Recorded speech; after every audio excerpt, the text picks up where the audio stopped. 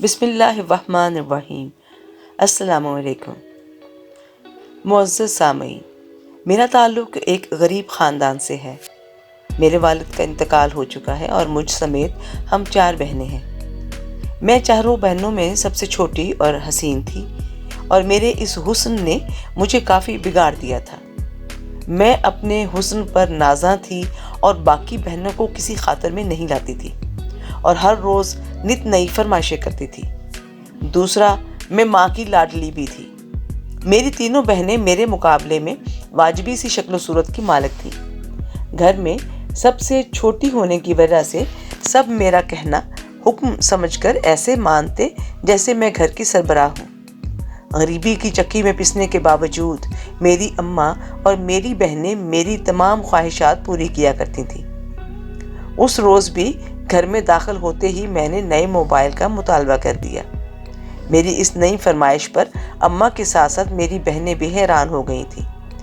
گھر میں کھانے کو نہیں تھا اور میری فرمائشیں ختم ہونے کا نام نہیں لیتی تھیں۔ میری اس انوکھی ضد پر بڑی آپی خالدہ نے محض منہ بنانے پر اکتفا کیا تھا، جبکہ تیسرے نمبر والی آپی ربیہ نے آنے والے مہینے میں مجھے نیا موبائل لے کر دینے کا وعدہ کیا تھا، اور وہ اپنے وعدے کی ہمیشہ پابندی کرتی تھی۔ چنانچہ ان کی بات پر میں مطمئن سی ہو گئی تھی۔ کچھ دن ہی گزرے تھے کہ انہوں نے مجھے اسمارٹ فون لے دیا تھا، جس پر میں بے تحاشا خوش ہو کر ان کے گلے لگ گئی۔ میری عمر ابھی 16 برس ہی ہوئی تھی، مگر اپنی اداؤں اور اپنے رہن سہن سے میں اپنی بڑی بہنوں کو بھی مات دیا کرتی تھی۔ ہمارے گھر میں ہم 5 عورتیں ہی تھیں۔ جیسا میں آپ کو بتا چکی ہوں کہ ابا کا 8 سال پہلے انتقال ہو چکا تھا، اور ابا کے جانے کے بعد اماں ہی ہمارا سایہ بنی تھی۔ اماں نے 4 جوان ہوتی بیٹیوں کی پرورش اپنے دم پر کی تھی۔ ہمارے معاشرے کی یہی بری بات ہے کہ وہ تنہا عورت کا بھرپور فائدہ اٹھانے کی کوشش کرتے ہیں، اور جب ہم ان کے دام میں نہیں پھنستے تو وہ ہمیں بدنام کرنے میں کوئی کسر نہیں چھوڑتے۔ میری دونوں بڑی بہنیں اب شادی کی عمر کو پہنچ چکی تھیں۔ بڑی آپا خالدہ کے لیے اچھے خاصے گھرانوں سے رشتے آئے تھے، مگر جو بھی آپا کو ایک مرتبہ دیکھ کر جاتا تو دوبارہ واپس مڑ کر نہ دیکھتا۔ میری اماں بڑی آپا کے لیے پریشان رہنے لگی تھی۔ پھر ایک دن پتہ چلا کہ محلے کے لوگ رشتے والوں کو دوبارہ ہمارے گھر کی طرف پلٹنے ہی نہیں دیتے تھے، بلکہ انہیں بہکا کر دوبارہ ہمارے گھر رخ نہ کرنے کی تاکید کرتے تھے۔ خالدہ آپا کی عمر بھی ڈھلتی جا رہی تھی۔ اللہ اللہ کر کے ان کے لیے ایک رکشہ ڈرائیور شاہد کا رشتہ آیا تھا۔ شاہد مالی لحاظ سے ہم سے کئی درجے بہتر تھا، اور اس کا اپنا گھر بھی تھا۔ چنانچہ شاہد کے لیے حامی بھرتے ہی اماں نے آپا کو بیاہنے میں ذرا بھی وقت نہیں لگایا اور انہیں شاہد کے گھر رخصت کر دیا۔ مگر جب بھی بڑی آپا اپنے شوہر کے ساتھ ہمارے گھر آتی تو میرے بہنوئی مجھے عجیب و غریب نظروں سے دیکھا کرتے تھے۔ آپا کی شادی کے وقت میں 14-15 برس کی تھی، مگر کبھی میرا بہنوئی میرا کلائی تھام کر مجھے اپنے پاس بیٹھنے کو کہتا تو کبھی کہتا کہ تم بہت خوبصورت ہو۔ پہلے پہل اپنی نادانی میں سمجھ ہی نہیں پائی تھی کہ وہ ایسا کیوں کہتا ہے، کیونکہ جب وہ میری تعریفیں کرتا تو مجھے بہت اچھا لگتا اور میں خوش ہو جاتی، لیکن پھر مجھے اندازہ ہوا کہ اس کی نیت میرے بارے میں ٹھیک نہیں ہے۔ وہ ہمیشہ میرے لیے کچھ نہ کچھ لاتا رہتا تھا۔ میری اماں اور بہنیں خوش ہو کر اس کے لائے ہوئے تحفے دیکھتی رہتی، مگر مجھے پتا تھا کہ وہ کس نیت سے میرے لیے تحفے لاتا تھا۔ وہ مجھے ہوس زدہ غلیظ نظروں سے گھورتا تو مجھے اپنے جسم پر چیونٹیاں رینگتی محسوس ہوتی تھیں۔ ایسے ہی ایک دن میری آپا اپنے نومولود بچے کو لے کر ہمارے گھر آئی تھی۔ میں نے نومولود کو پیار کیا اور وہاں سے نکل کر صحن میں آ گئی۔ میرا بہنوئی وہی موجود تھا۔ مجھے دیکھ کر اس کے چہرے پر عجیب سی مسکراہٹ چھا گئی تھی۔ میں اسے نظر انداز کر کے جانے لگی، تبھی وہ میرے راستے میں آ گیا اور مجھ سے بے باکی سے بولا کہ کہاں جا رہی ہو، مجھ سے بھی مل لو، میرا بھی حال پوچھ لو۔ اس کی بے باکی پر میں حیران نہیں ہوئی تھی، کیونکہ اس سے پہلے بھی وہ میرے ساتھ اس لہجے میں بات کر چکا تھا۔ تب میں نے بھی منہ توڑ جواب دیا تھا کہ میں تجھ جیسے شخص پر تھوکنا بھی پسند نہیں کرتی، اور تو مجھ سے ملنے کی بات کر رہا ہے۔ میری اتنی بے عزتی کرنے کے باوجود بھی ڈٹائی سے ہنس رہا تھا، اور میں تل ملا کر رہ گئی تھی۔ پھر میں نے اپنے بہنوئی کے سامنے جانا ہی چھوڑ دیا۔ وہ جب بھی ہمارے گھر آتا تو میں کسی نہ کسی بہانے سے ادھر ادھر ہو جاتی تھی۔ میری بڑی آپا کی شادی کو ابھی 3 سال ہی گزرے تھے کہ وہ اوپر تلے 3 بچوں کی ماں بن چکی تھی۔ 3 بچوں کی پیدائش نے ہی انہیں ہلا کر رکھ دیا تھا۔ ڈاکٹر نے انہیں مزید بچے پیدا کرنے سے سختی سے منع کیا تھا۔ میرا بہنوئی جو شکل و صورت میں تو ٹھیک ٹھاک تھا مگر بڑا ہی جاہل دماغ کا تھا، جس نے ڈاکٹر کی ایک بات نہ سنی، اور آپا چوتھے بچے کی ماں بننے والی تھی، لیکن اس بار ان کی حالت کافی خراب تھی، لیکن کہ ان کا ذاتی معاملہ تھا، لہٰذا ہم سوائے کوڑنے کے کچھ نہیں کر سکتے تھے۔ دوسرے نمبر والی آپی ساجدہ جو واجبی سی شکل کی مالک تھی، ان کے بھی کئی رشتے آئے تھے، مگر کوئی ان کی شکل کو جواز بناتا اور کوئی عمر کو جواز بنا کر رشتے سے انکار کر دیتا تھا، اور ہر بار انکار سن کر وہ کافی پریشان رہتی تھیں اور اس بات پر شکوہ کنا تھی کہ اللہ نے نہ تو اچھا گھر دیا اور نہ ہی اچھی شکل دی تھی کہ وہ بھی سکون کی زندگی گزار سکتی۔ لیکن ان کے سب گلے شکوے اپنی جگہ، مگر انسان اپنی قسمت سے لڑ نہیں سکتا، سو وہ بھی جیسے تیسے اپنی زندگی جی رہی تھی۔ میری تیسرے نمبر والی آپا ربیہ نے BA کر رکھا تھا۔ BA کے بعد انہیں محلے کے اسکول میں نوکری مل چکی تھی۔ ان کی نوکری سے پیسہ اتنا تو نہیں آتا تھا کہ ان پیسوں پر ہم عیش کر سکتے، مگر ان کی تنخواہ اور ٹیوشن سے ہمارا گزارا ہو رہا تھا۔ ربیہ آپا کی نوکری کی کشش لوگوں کو ہماری دہلیز پر کھینچ لاتی تھی۔ ربیہ آپا کے اچھے رشتے آنے کے باوجود اماں اس کا رشتہ جلد کرنے کے حق میں نہیں تھی۔ جب بھی کوئی رشتہ آتا تو وہ بڑی بہن کا عذر پیش کرتی کہ اس سے پہلے چھوٹی بہن کا رشتہ نہیں کر سکتی، مگر اصل بات تو یہ تھی کہ ہمارا گھر آپا کی تنخواہ اور ٹیوشنز پر ہی تو چل رہا تھا، اور ربیہ آپا کی شادی ہو جانے کے نتیجے میں ہمارے گھر کے حالات پھر خراب ہو جاتے اور گھر میں فاقوں کی نوبت آ جاتی۔ اس لیے اماں ربیہ کا آپا کا رشتہ نہیں کروا رہی تھی۔ میں نے جو ابھی جوانی کی دہلیز پر قدم رکھے تھے، میری بڑھتی ہوئی شوخیاں ہر دیکھنے والے کو اپنی طرف متوجہ کر لیتی تھی۔ ایسے ہی ایک دن ہمارے پڑوس میں نئے مالک مکان آئے تھے۔ وہ چھوٹے گاؤں سے شہر شفٹ ہوئے تھے۔ ان کا بڑا بیٹا جاوید کافی خوش شکل تھا اور شہر میں اپنی پڑھائی مکمل کر رہا تھا۔ میں جو بہت شوخ و چنچل سی تھی، میں چوراہے پر کھڑے اس لڑکے کو دیکھ کر خوب ہنسا کرتی تھی۔ میری سہیلیاں بھی میرا بھرپور ساتھ دیتی تھیں۔ وہ نہایت سلجھا ہوا شریف لڑکا تھا۔ میرے ہنسنے پر وہ اپنے ارد گرد دیکھتا اور شرمندہ ہو کر رہ جاتا۔ مجھے اسے ستانے میں بڑا مزہ آتا تھا، اس لیے میں ہر روز کسی نہ کسی طریقے سے اسے پریشان کرتی تھی۔ میری بڑھتی ہوئی شوخیوں کو اس نے کسی اور ہی رنگ میں لیا تھا، اور اب وہ میرے ستانے پر شرمندہ نہیں ہوتا تھا بلکہ مسکرا دیا کرتا تھا، اور میں اس کے بدلے ہوئے رنگ دیکھ کر حیران رہ جاتی۔ ایک دن میں اکیلی اسکول سے گھر آ رہی تھی، تب اس نے میرا راستہ روک لیا۔ میں اس کے یوں راستہ روکنے پر گھبراہٹ کا شکار تھی، لیکن اس نے میری حالت کی کوئی پرواہ نہیں کی اور میرے سامنے اپنا دل کھول کر رکھ دیا تھا، اور اس کی بات سن کر میں بوجھل دل کے ساتھ اپنے گھر روانہ ہو گئی۔ اس کے لفظوں نے میرے قدم جکڑ لیے تھے۔ میں سوچوں میں گھری گھر آئی اور آتے ہی گھر کے کونے میں چھپ گئی۔ بہت سوچنے کے بعد رات کو چھت پر گئی۔ مجھے وہاں دیکھ کر اس کی تو مانو مراد پوری ہو چکی تھی۔ وہ خوش تھا ہوتا ہوا مجھ سے اپنی محبت کا اظہار کرنے لگا اور میں اسے دیکھنے لگی۔ پھر ایسے ہی ہونے لگا تھا۔ میں گاہے بگاہے اپنے اسکول سے باہر اس سے ملنے چلی جاتی تھی۔ وہ مجھے سیر سپاٹوں کے لیے لے جاتا تھا۔ میں جاوید کے ساتھ بہت خوش تھی۔ ایک دن میں جاوید کے ساتھ کھانا کھانے ایک ہوٹل میں گئی۔ ہم دونوں نے ایک دوسرے کے ساتھ بہت خوبصورت وقت بتایا تھا۔ جاوید نے ہر بار کی طرح میری پسند کا کھانا آرڈر کیا تھا، اور میں جو سوکھی دال روٹی کھا کر پلی بڑھی تھی، یہ ساری چیزیں مجھے کسی نعمت سے کم نہیں لگا کرتی تھیں۔ جاوید واقعی میرے لیے سنجیدہ تھا اور جلد از جلد مجھ سے شادی کرنا چاہتا تھا، مگر میں جانتی تھی اماں مجھے اتنی جلدی رخصت نہیں کرنے والی تھی، اس لیے میں نے اسے انتظار کرنے کو کہا اور وہ مان گیا تھا۔ کھانا کھانے کے بعد جب ہم باہر جانے کے لیے نکلے تو میں کسی سے بری طرح ٹکرائی۔ میں نے خود سے ٹکرانے والی ہستی کی طرف غصے سے دیکھا تو میری آنکھیں پھٹی کی پھٹی رہ گئیں۔ میرے سامنے چادر میں منہ چھپائے ساجدہ آپا کھڑی تھی۔ ہڑبڑا کر وہ چادر کے کونے سے اپنا منہ چھپانے کی کوشش کر رہی تھی، مگر میں انہیں دیکھ چکی تھی اور وہ بھی مجھے جاوید کے ساتھ دیکھ چکی تھی۔ میں تھوڑی خوفزدہ ہو کر زمین کو گھورنے لگی، مگر میری آپا مجھ سے کچھ بھی کہے بغیر وہاں سے نکل گئی تھی۔ ان کے پیچھے ایک شخص کھڑا تھا، وہ بھی وہاں سے نکل گیا تھا۔ میں جب رات میں چھت پر کھڑی جاوید سے باتیں کر رہی تھی، تب آپا میرے پاس آئیں اور مجھے دیکھنے کے بعد جاوید کو دیکھنے لگی۔ جاوید انہیں دیکھ کر فوراً وہاں سے غائب ہو چکا تھا۔ تبھی وہ مجھ سے بولی کہ گھبراؤ نہیں، میں یہ بات کسی کو نہیں کہوں گی۔ ان کی بات سن کر میں سکتے میں پڑ گئی۔ وہ تو ہمیشہ سے میرے معاملے میں بڑی سخت ہوا کرتی تھی، مگر آج نہ جانے انہیں کیا ہوا تھا کہ میری اتنی بڑی غلطی کو چھپا رہی تھی۔ پھر انہوں نے مجھے اپنا بھی راز بتا دیا کہ وہ ایک ایسے شخص سے محبت کرتی ہیں جو پہلے سے ہی شادی شدہ ہے، اور وہ اپنی محبت میں بہت آگے نکل چکی ہیں۔ اتنا کہ ہر حد ختم ہو گئی۔ مجھے ان کی بات زیادہ سمجھ تو نہیں آئی تھی، مگر میں نے ان کے راز کو اپنا راز بنا کر رکھنے کا وعدہ لے لیا۔ میری زندگی بہت اچھی گزر رہی تھی۔ جاوید مجھ سے دیر رات تک باتیں کرتا رہتا اور میں اسے گھنٹوں سنتی رہتی تھی۔ ایک رات اچانک ہی ہمارے گھر پر قیامت ٹوٹی تھی۔ میری خالدہ آپا، جن کی ڈلیوری کے دن قریب آ چکے تھے، مگر میرے ظالم بہنوئی نے انہیں اپنے حال پر چھوڑ دیا تھا، اسے بس اپنے عیش و عشرت سے محبت تھی۔ میری آپا درد سے بلبلا رہی تھی، مگر میرا بہنوئی اپنے کانوں میں روئی ٹھونس سے گھوڑے گدھے بیچ کر سوتا رہا تھا، اور اس درد نے میری آپا کی جان لے لی تھی۔ میری آپا اور ان کا بچہ اس دنیا میں آنے سے پہلے ہی ختم ہو چکا تھا۔ ہمارے گھر میں کوہرام مچ چکا تھا، مگر میرے بہنوئی کے کان پر جوں تک نہیں رینگی تھی۔ وہ اپنی جگہ سے ٹس سے مس تک نہ ہوا تھا، یہاں تک کہ اس کی آنکھ سے ایک آنسو تک نہیں نکلا تھا۔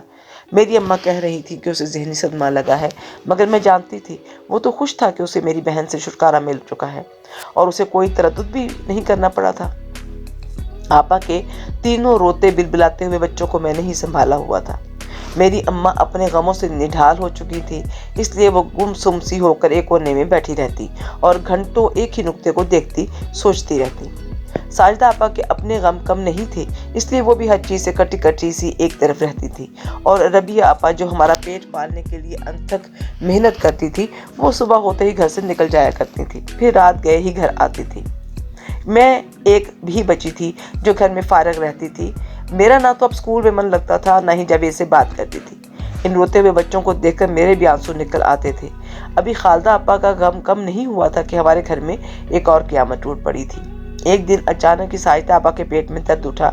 درد اتنا سخت تھا کہ وہ چیخنے لگی تھی، پھر اچانک ہی اس کی چیخیں بند ہو گئی تھیں اور وہ بھی ہمیشہ کے لیے خاموش ہو گئی تھی۔ میری اماں اپنی دوسری اولاد کے مر جانے پر آنسو نہیں بہا رہی تھی، بلکہ اپنا سر پکڑ کر بیٹھی تھی۔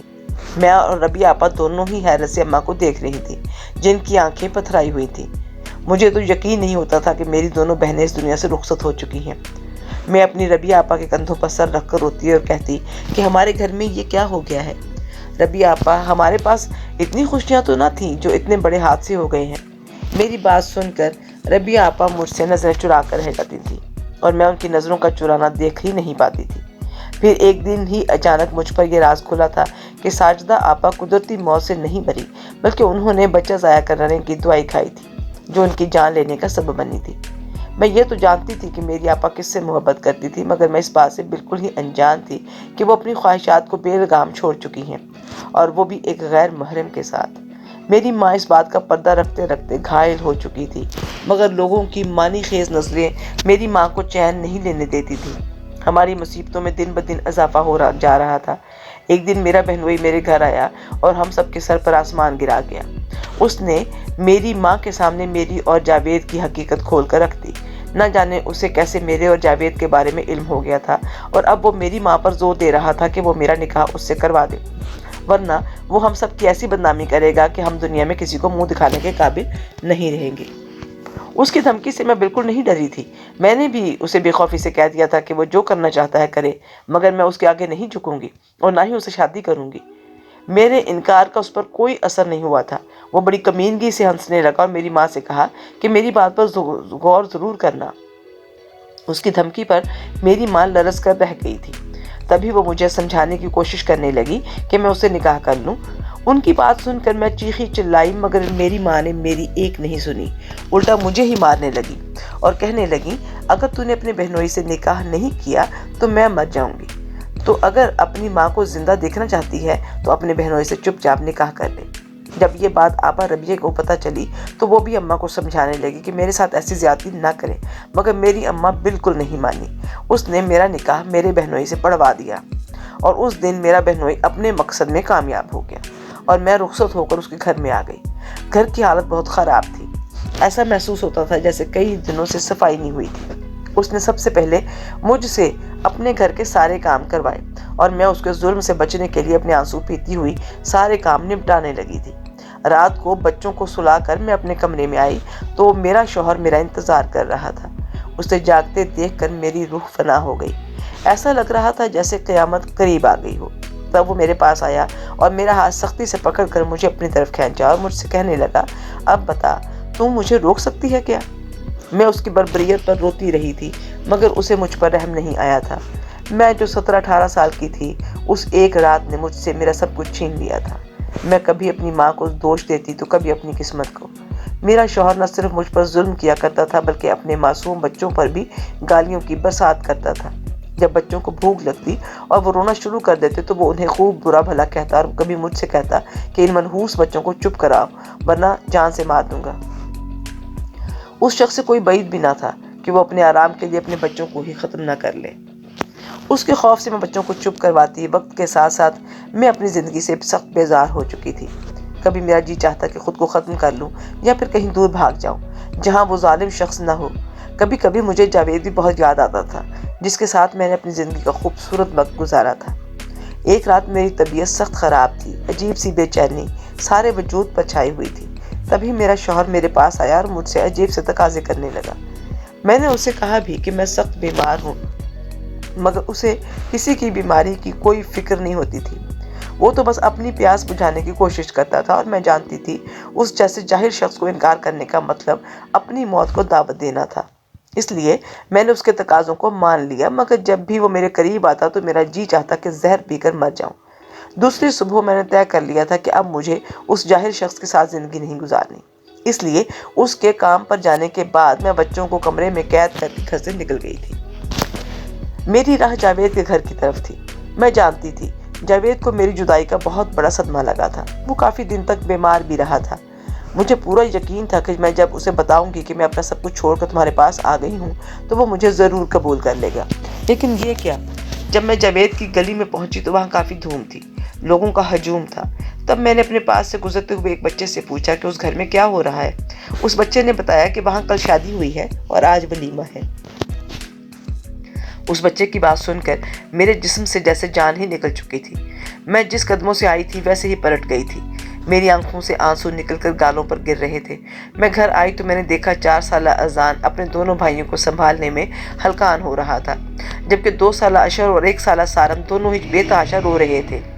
میں جلدی سے ان بچوں کے پاس آئی اور انہیں اپنے ساتھ لپٹا لیا۔ تھوڑی دیر بعد وہ چپ ہو گئے تو میں نے بچوں کو دودھ گرم کر کے پلایا اور انہیں ساتھ سلا کر چھت پر آ گئی۔ مجھے جاوید کی بے وفائی بے حد ستا رہی تھی۔